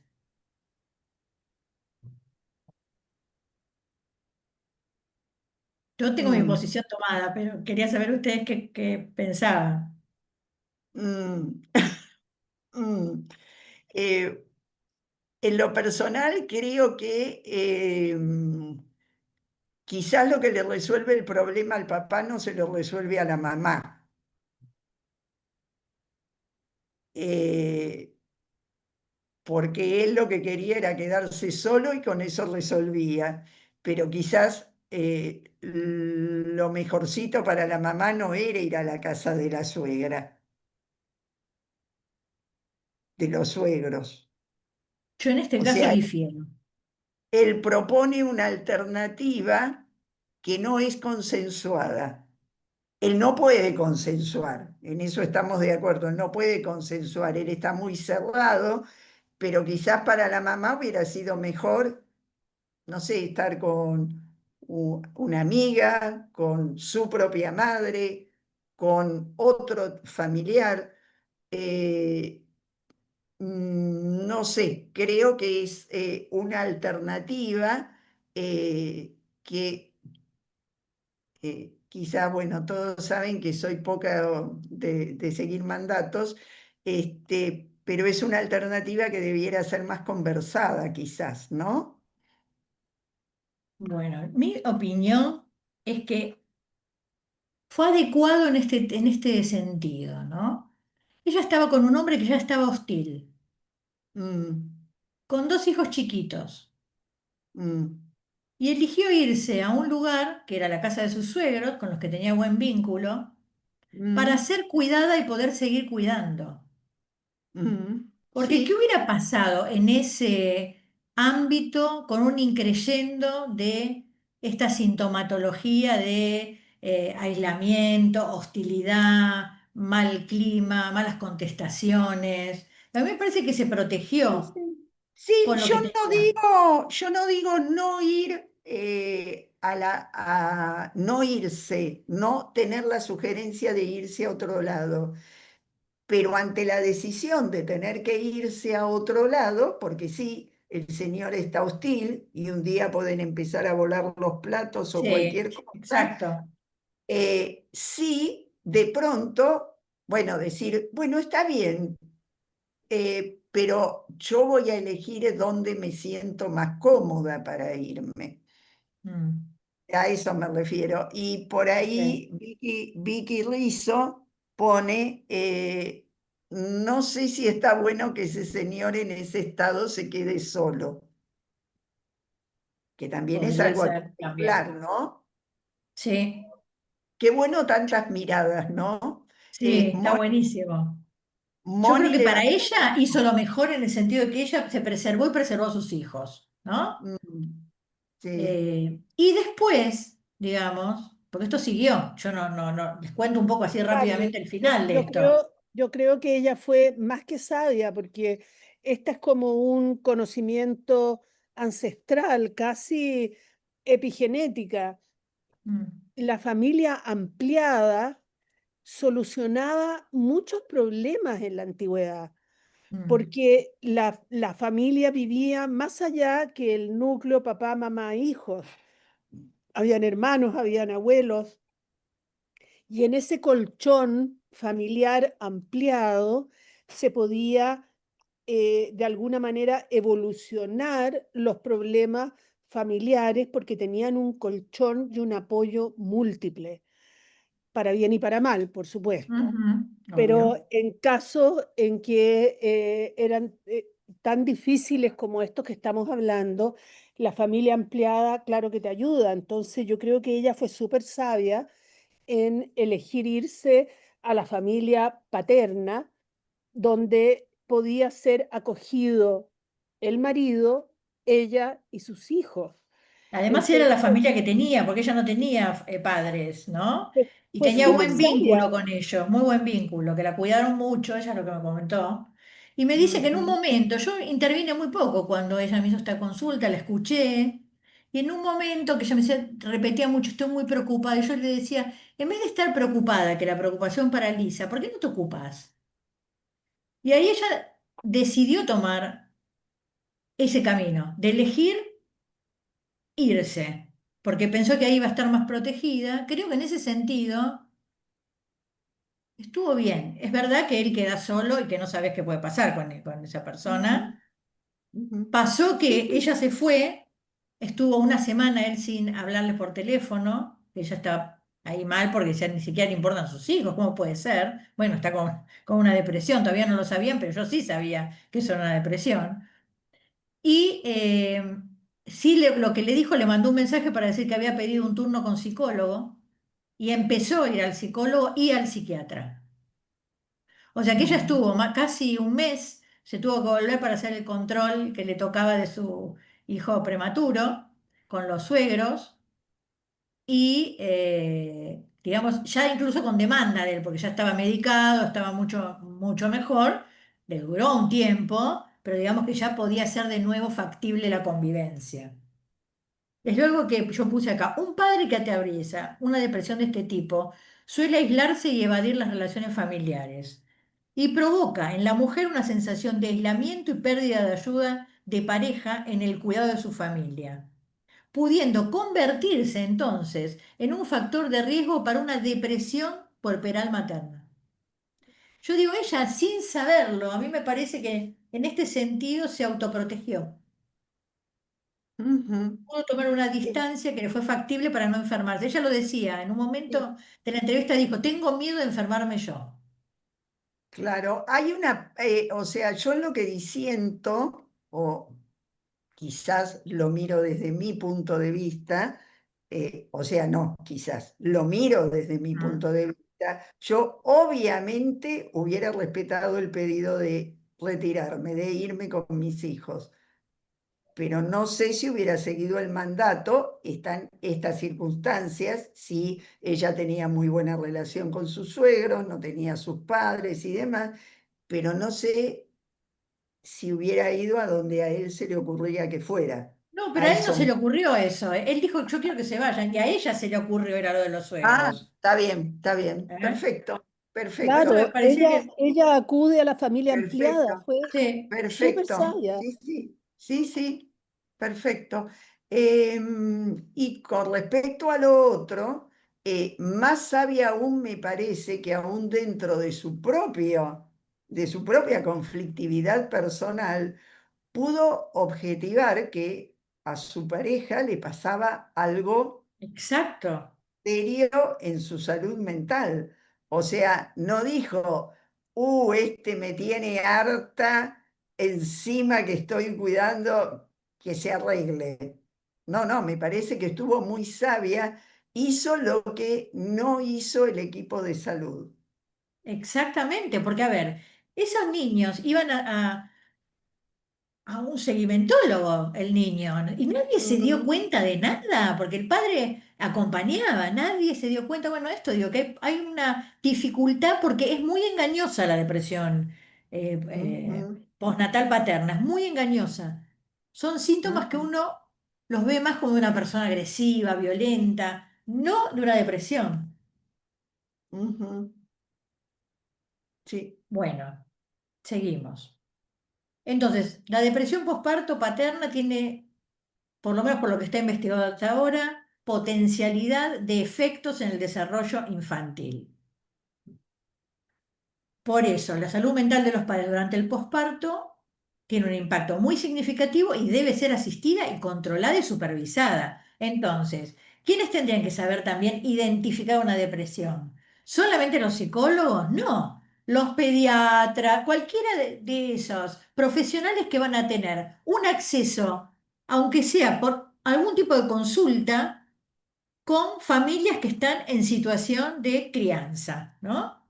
Debería ser lo ideal, pero yo creo que tendría que, cuanto más Exacto. extenso sea, digamos, más factible es que que se puedan detectar e identificar las depresiones in situ del momento en que comienzan. Ujú. Es En algunos más, estudios, eh, perdón. desde el punto de vista del seguimientólogo, eh, la idea sería, ni siquiera sé si tiene que ponerle la etiqueta de que está con una depresión paterna perinatal, pero sí tener ese matiz de pensamiento, de decir, a este señor le está pasando algo, voy a hacer una consulta Mm, sin ni sí, muy siquiera bien. decirle vaya al psicólogo, ¿no? Sino convocar dentro del equipo, del equipo interdisciplinario, que alguien, por ejemplo Gaby Muniagurria, pueda estar ahí y ¿Sabés que observar. eso es muy bueno, Lidia? A mí me parece que en seguimiento, la consulta profesional, puede ser el pediatra, puede ser otro profesional del equipo, en conjunto con el psicólogo es absolutamente enriquecedora. Sí, estoy convencida. Entonces ahí sí se podría, en una entrevista en conjunto, cuando uno ve, vos por ejemplo, ves a los niños, que haya un psicólogo también ahí que pueda observar, participar, hacer esas preguntas que a lo mejor te llevan a poder dilucidar un poco más ante qué cuadro estamos. Ujú. Así es. Bueno, entonces esto, que sería la última parte, ¿qué podemos hacer desde los servicios de neonatología para promover el cuidado de la salud mental paterna? Yo puse algunas cuestiones, pues podemos ir agregando. Primero, USIN de puertas abiertas. Esto parece una pavada, hay muchos lugares que todavía no lo tienen. Muchos lugares que dicen que lo tienen, pero son engañosos también. El libre ingreso de la familia es toda una definición en relación a quiénes son los protagonistas en la vida de sus hijos. Las puertas abiertas significan eso. Los protagonistas en la vida de sus hijos son los padres, porque son los que van a acompañar su desarrollo y en su vinculación van a empezar a constituir su psiquismo. Entonces, esto es fundamental. Respetar el lugar de los padres en el cuidado del bebé, al igual que el de la madre, que es lo que decían las compañeras que recién participaron también, ¿no? Que esto era muy importante. Brindar recursos para que puedan involucrarse activamente en la interacción, promoviendo la construcción de un vínculo padre-bebé. Lo que hablamos antes, COPAP, canguro con el padre. Ofrecer y acompañar momentos de contacto exclusivo y lo más íntimo posible, ¿no? Que el padre no sea solamente, bueno, cuando la mamá ya está un poco cansada o se tiene que sacar leche y viene el papá a cangurearlo. No, buscar también el deseo de cangureo de ese padre, Ujú. ofreciéndole un momento exclusivo, íntimo, continente, ayudarlo a ir, incluso reconociendo, a veces uno con la palabra, cómo el bebé lo está conociendo. Esto es también suponer sujeto en el bebé. Mire cómo se pone, mire cómo se tranquilizó. Quiere decir que lo está escuchando, quiere decir que le hace muy bien estar en su piel. Eso es muy importante. Acompañar empáticamente al padre que ingresa a la NEO, reconociendo esto que hablábamos hace un ratito también, el difícil y estresante lugar que va a tener los primeros días cuidando de su bebé, de la madre en extrema vulnerabilidad, brindándole apoyo y acogiendo su sufrimiento y dándole una primera reunión informativa lo menos estresante posible. Entiendo que es difícil si el bebé está en un riesgo total, pero hay modos empáticos y amorosos de poder incluso hasta decir la peor noticia. La noticia no es mala o buena en sí misma, aunque lo sea, pero lo que le agrega lo malo es el modo en que el otro te transmite sin comprometerse con la profundidad del dolor que estás atravesando. Ujú. Yo estoy convencida que eso es lo fundamental. Poder comprometerte profundamente con el dolor que está atravesando esa persona. Y eso va a modular tu comunicación. Ayudar al padre a reconocer cómo reacciona el hijo en su presencia y cómo se calma cuando está junto a él. Brindar información sobre crianza a madre y a padre o a quien cumple la función parental para ir ayudando a conformar esa perspectiva de coparentalidad. Esto compete a nosotros, hacer reuniones interdisciplinarias de equipo para deconstruir prejuicios, estereotipos respecto de los roles heredados que sostenían que la emocionalidad y el cuidado de un hijo es cosa de mujeres, generando un gran daño en la salud mental paterna. El padre muchas veces sigue siendo considerado en las instituciones de salud, en los servicios, como colateral, como un colateral. Bueno, está ahí porque acompaña, está ahí, no, no como un protagonista de la historia de la crianza de su hijo. Y bueno, no hay salud sin salud mental, con lo cual urge. Venimos, yo soy una militante de esto porque creo que realmente no puede, es ridícula esa disociación entre salud física y salud psíquica porque somos una unidad biopsicosociocultural. Entonces, urge que los psicólogos perinatales integren los equipos en forma permanente. Uy, a ver. Los psicólogos también pueden recorrer las incubadoras, porque a veces es difícil lo que decía Sergio, ¿no? Que los padres hablen, que los padres digan, también lo decía otra psicóloga, es verdad que es difícil. Buscando crear, uno tiene que encontrar los modos de que un espacio se haga amigable para alguien, que le dé confianza, que se sienta respetado, y por ahí algo puede empezar a circular. Yo me acuerdo de un papá que era un periodista importante, de un diario importante. Tenía a su hija muy grave, una neo, que después falleció, la hija. Era un tipo que tenía mucha posibilidad de conectarse con la emoción, pero se defendía de mostrarla. Entonces, el recurso que encontramos era que él pudiera, mientras tenía una entrevista que la teníamos en la salita de espera de lo que era el ingreso a la NEO, él tenía que estar con su computadora, escribiendo la nota para el diario que tenía que entregar en el día. Y así él podía expresarse y llorar y contar lo que le pasaba. O sea que también hay que ser flexible a buscar los recursos que pueden generar que el otro se sienta cómodo y pueda mostrar aquello que si se queda adentro daña, ¿no?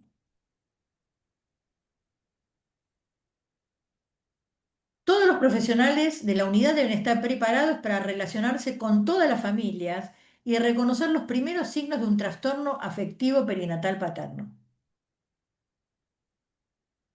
Construir una relación de horizontalidad con los padres basada en el diálogo y el respeto. Estimular también que los padres puedan juntarse con otros padres, ¿no? A veces debería haber pareja de psicólogos, ¿no? Se utiliza mucho a veces la pareja de psicólogos para tratar algunas situaciones grupales, que haya también psicólogos y psicólogas, porque a veces es más fácil poder hablar con alguien de su mismo género. Entonces también podría ser importante, hay pocos psicólogos perinatales, ahí tenemos ese problema, y poder organizar encuentros de padres, por ejemplo. Fomentar que ellos se encuentren. Y a veces hacer encuentros de los padres con algún médico, con el psicólogo, con alguna enfermera o enfermero. Lo mismo que hacen con las madres, pero con los padres. Nosotros en una época, cuando estábamos en APAPREM, hacíamos esas reuniones con Gaby Pose de los encuentros post-alta de los padres y madres. Y iban muchísimos padres, iban muchos padres. Eran reuniones, pero masivas, ¿eh? Muy grandes, donde se hacían también juegos como para poder generar primero un ambiente cálido y después poder trabajar algunas cuestiones de las que ellos llevaran. O sea que es posible todo esto. Y también intervenciones vinculares tempranas, como por ejemplo, ofrecer talleres de masaje infantil. Esto propicia ese encuentro sensorial. Hay padres que les cuesta más, que tienen miedo muchas veces de acercarse al bebé. Entonces, en bebés que por supuesto ya por su estado de salud pueden en algún momento recibir el masaje, o yo lo que hacía era, yo hice la capacitación en masaje infantil de prematuros, entonces lo que hacía era, previo al alta, yo hacía una reunión, llevaba los muñecos y hacía una reunión con las madres y con los padres y les enseñaba, yo tocando al muñeco, ellos a su hijo, digamos, el masaje infantil. Este es un recurso que más allá del masaje tiene que ver con otra vez poder encontrar, después de tanto dolor, de tanto sufrimiento, un lugar pausado de intimidad, de relajación, para poder encontrarse con el cuerpo del otro, ya no un cuerpo intervenido por respiradores, por vías, ¿no? Me parece que es un recurso también reparador, sobre todo para los padres. Esto que hablamos antes, que es anticipar a la madre y al padre el tránsito de un primer año de vida más complejo, y ofrecernos como escucha de ayuda. Esto que yo hacía en la NEO, lo volvería a hacer. Era algo que yo les ofrecía a los padres, por supuesto, gratuitamente, a mí nadie me lo pagaba, pero me parecía que sí era importante que esa salida de la NEO, de estar tan protegido por los aparatos, por los profesionales, al abismo que es volverse a una casa sin saber muy bien qué hacer con toda una dinámica patas para arriba, es importante que siguieran teniendo un referente transferencial para poder ir acomodándose e ir fijándonos si eso evolucionaba adecuadamente. E informar a las madres también sobre la posibilidad de que su pareja pueda experimentar malestar emocional. Porque en general se hace al revés. Se les comenta a los padres que su mujer puede estar más alterada emocionalmente por todo lo que le pasó, por haber tenido un hijo antes de tiempo, de lo distinto del hijo imaginado. Siempre se habla de las mujeres, pero me parece que es muy interesante poder hablarle a la mujer sobre la posibilidad de que su pareja también pueda experimentar malestar emocional, poderle ayudar a detectar algunos indicadores como para que se pueda pedir una ayuda temprana que en definitiva va a proteger a todos. Porque si ese padre está mejor, toda la familia va a estar mejor. Bueno, y hasta aquí llegó la charla.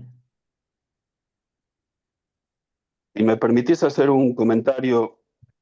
¿Cómo no? Dijiste que todos en el equipo tienen que estar preparados. Eh, yo hago exclusivamente terapia intensiva neonatal, pero nosotros no tenemos el lujo de tener una psicóloga disponible, ciertamente no una psicóloga perinatal, disponible 24 horas, 7 días a la semana. Me imagino que les ocurre a todos, Ujú, porque también tenés derecho a tener algo de vida, me imagino. obvio. Pero hacemos reuniones interdisciplinarias una vez por semana y yo confío en que una buena enfermera neonatal sepa leer entre líneas qué está pasando con la familia y que durante la reunión interdisciplinaria nos diga, mira, me preocupa, yo lo veo en los padres, pero necesito que alguien más me apoye también en esa manera de encararlos, decir, no sé, la mamá hace 2 días no viene, o el Ujú, papá viene pero está muy callado. En esos casos sí tenemos la posibilidad de ir un escalón más y tratar de encontrar a alguien en psiquiatría o en psicología que nos venga a ayudar, que venga a ayudar a los padres, básicamente. Pero me parece que las enfermeras deberían estar muy bien preparadas para eso, no todas están, pero nosotros nos basamos mucho en los juicios porque al final la realidad es que como médicos estamos tal vez media hora al lado de la cama del bebito o de la bebita y la enfermera está un turno, 8 horas, 12 horas, ujú. dependiendo de donde trabajen. Entonces nosotros tratamos de escuchar en la medida de lo posible a las enfermeras que estén bien preparadas para ver cuál es el próximo paso que necesita esta familia. Te cuento como anécdota, vos dijiste muy al principio en esta sección que hay que tener unidades de puertas abiertas. Yo empecé en Brooklyn hace 4 años, hace 3 años fui jefe, empecé como jefe y pregunté inocentemente porque, como saben, yo trabajé muchísimos años para la Sociedad Iberoamericana de Neonatología y una de las cosas que queríamos hacer y algo que a mí me preocupaba mucho es no tener una unidad de puertas abiertas.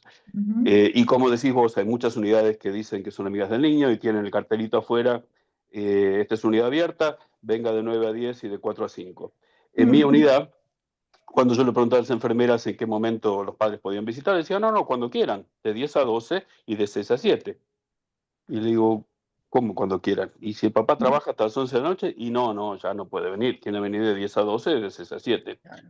Eso llevó una pelea en la cual en una reunión con el staff de enfermería le dije, esto se acabó, a partir de mañana abrimos 24/7.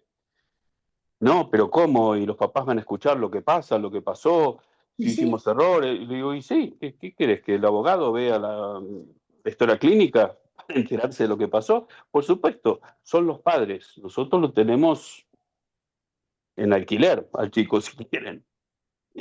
Nosotros no somos los papás. Los papás tienen que saber qué está pasando con su hijo y poder comunicarse, como decís vos, y apoyarlos a que si lo tocas y le cantás, o ahora estamos empezando una especie de taller de lectura para promover que todos le lean a los bebés. Tenemos Ujú, algunos bebés que empezaron con 23 semanas, pero ahora ya tienen 7 meses y ujú, todavía no están listos para irse. Y este bebé, no te digo que se sienta, pero casi, cuando hacemos el pase y sonríe, lo cual es un poco incómodo para un neonatólogo, y dentro de poco va a empezar a tener dientes, que es mucho más incómodo. Pero como equipo creo que tenemos que abrirnos esa idea primaria de que los padres son los últimos responsables del bebé. Totalmente, totalmente de acuerdo.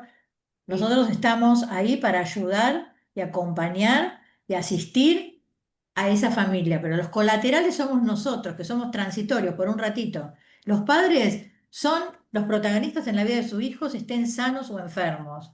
Y eso es lo que hay que seguir, digamos, bregando para que cada vez más unidades puedan conjugar y esa realidad, ¿no? Tenerla en cuenta como que es así. a mí me parece muy importante esto que dice Sergio, porque no todos tienen todos los recursos humanos necesarios, pero sí me parece importante que dentro del equipo haya profesionales preparados para esta detección y ahí sí recurrir. Obviamente lo ideal sería tener, como siempre lo hemos charlado, Gaby, él o la psicóloga perinatal dentro del equipo, o sea, Dentro de cuidando la UCIN, eso dentro yo de lo la viví. UCIN, Sí. exacto, dentro de la UCIN, cuidando aquello que es tan importante como cuidar el sistema respiratorio, el cardiocirculatorio y el renal, que es la emocionalidad de ese bebé y su familia. Pero también me parece muy bueno esto de un paso previo, que es que el staff de la UCIN, si no hay psicología perinatal, pueda detectar estas señales y no decir, ah, no, este papá es un violento, enseguida se enoja. O esta mamá se la pasa protestando, o este papá le habla de mal tono a las enfermeras. O sea, eso me parece importantísimo, que el equipo esté preparado para escarbar ahí un poco y desentrañar qué está pasando y decir, me parece que tendría que tener una, una aproximación de salud mental perinatal. Estoy de Eso me acuerdo, parece. tiene que haber una capacitación de todo el equipo en algunos recursos básicos de mini primera detección sería. Sería una mini primera detección para que después, bueno, pudieran ir los profesionales a verlo, a ver específicamente y ver si hay que hacer una derivación o no. Pero me parece que todos los profesionales de salud deberían tener, por ejemplo, conocer esto, que la depresión puerperal en un padre tiene características muy distintas de las que tiene en una madre. Y que por ahí cuando uno ve ciertos signos de irritabilidad, hostilidad, puede ser una cursada de depresión y pasa de largo, ¿no? Ujú. Jessica tiene levantada la mano, Jessica Márcico. No, le quería comentar de esto que estaban hablando, que la UCIN donde yo trabajo es a puertas abiertas. Lo primero que hacemos cuando va a empezar un bebé es contarles a los papás que ellos tienen la posibilidad de entrar y no de 4 a 6. En realidad pueden estar, siempre les digo yo, si quieren ir a las 4 de la mañana, pueden ir. Y con respecto a lo que decían de las enfermeras, yo no voy todos los días, voy 2 veces por semana a la mañana, pero las enfermeras son las que suelen detectar algunas cuestiones.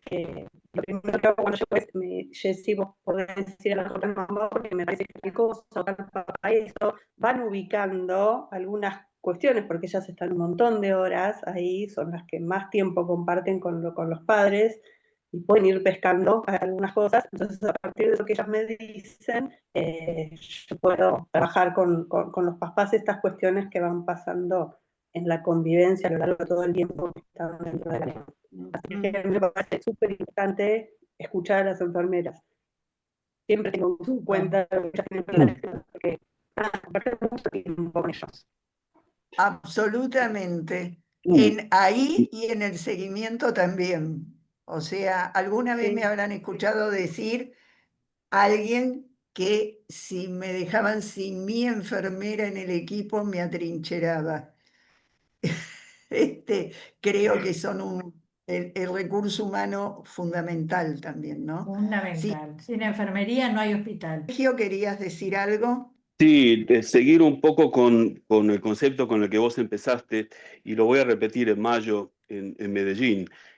No hay familias difíciles, son familias que están pasando por un momento difícil. Exacto. La manera más fácil de no relacionarse con ellos es decir, son los hinchapelotas, nada, este es agresivo, es difícil, con esta mamá no se puede hablar. Hay que tomarse el tiempo para poder ver por qué están pasando por un momento difícil. Aparte, por supuesto, ¿no? De tener un bebé de 24 semanas que está en un ventilador. Ujú. Pero por ahí sí se los puede apoyar y entonces dejan ese logo que les ponen o esa etiqueta que les ponen algunas, donde de golpe muchas enfermeras dicen, no, no, yo no quiero tener este bebé. No, no, yo no puedo hablar con esta mamá, no, ella es muy difícil. Cuesta mucho porque hay que tener bastante introspección y ser calladito y poder respirar profundo cuando la madre empieza a gritarte cosas inapropiadas. Ah, Pero bueno, es la profesión nuestra, después de todo. exactamente. Entonces, creo que hay que Exacto. apoyarlos en el momento que están pasando. Nosotros tampoco tenemos todos los días el mismo sentido del humor, ni tenemos todos los días las mismas ganas de ver a la gente o de sonreírle a la gente. Bueno, una mamá que está pasando por un momento difícil, un papá que está pasando por un momento difícil. Yo no escuché la historia de la mamá que presentaste, pero por suerte ella tenía a la familia de sus suegros que la apoyaba, Mm. porque donde yo trabajo, el nivel social es un poco más duro y no todas tienen familias que las apoyan. Y muchas vuelven a un shelter, como madres solteras. Ujú. Y bueno, sí, sin duda que esta mujer, pobrecita, es una madre difícil, pero está pasando por un momento muy crítico. Así que, Además. Ujú. ahora lo del seguimiento lo podemos hablar en mayo, no sé, la importancia del seguimiento, no sé. Entonces, creo que hay muchas cosas para mirar que aparte tienen también que ver con esto, ¿no? Con la manera en la que uno se posiciona frente a una pareja parental según la sumisión que espera que pueden tener ante la autoridad de quien está cuidando a su hijo grave. Porque hay que decirlo, o sea, pasa, y pasa muchas veces individualmente eso. Entonces, me parece que cuando hablamos de empatía, empatía implica muchísimas cosas y contemplar muchas cosas. Así que sí, el que más sufre es el bebé, pero entre el neonatólogo o la neonatóloga y la mamá y el papá, los que más sufren son la mamá y el papá, definitivamente. Lo que sí queda claro es que tenemos que trabajar para un cambio de paradigma, porque ya está, ya está. Ahora hay que ponerse las botas ahí, sentarse a laburar entre todos interdisciplinariamente, construir nuevos abordajes, porque también hay nuevos padres, porque se terminó el paradigma del paternalismo y de exageradamente rígido, porque no tiene que ver con eso tampoco. Me parece que El tiene paternalismo que... médico. Sí, el paternalismo médico, Sí, sí, sí. exactamente. Una No, no, pero hegemonía. estamos hablando de los padres, por eso quería estar seguro que te entendí. Sí, Paternalismo médico, sí. sí, y la Ujú, hegemonía, que, bueno, hay varias cosas para modificar, que me parece que son ujú, importantes. La unidad que nunca debe haber sido separada entre la salud física y la psíquica, porque somos unidades biopsicosociales, ¿no? Y por otro lado, tal esto, cual. empezar a mirar a todos los integrantes de la tríada. Son todos sujetos de deseo, de necesidad y de derecho. Y así Ujú, tenemos que mirarlos y asistirlos y acompañarlos. tal cual. Así es. Bueno, creo que hemos cumplido el objetivo de esta primera reunión del mes de la prematurez. Eh, Les agradezco a todos y a todas el haberse quedado hasta ahora. Te agradezco muchísimo, Gaby, el haber hecho la pata para esta presentación, la viñeta clínica y toda tu experiencia. Agradezco muchísimo, Sergio, sé que tuviste un día muy extenso, como de 35 horas, y pese a eso te hiciste un rato para compartir con nosotros. Espero que sea la primera de muchas experiencias y sesiones compartidas, sinceramente. Muy bien, muchas Muy gracias bien. a Chao, todos. chao. Saludos a Gracias, todos y a Fanny. todas. Chao, Gracias, Nos Moni, un vemos Lidia. beso. Chao, chao. Chao, nos Lidia. vemos. Buenas tardes a Chao. todos.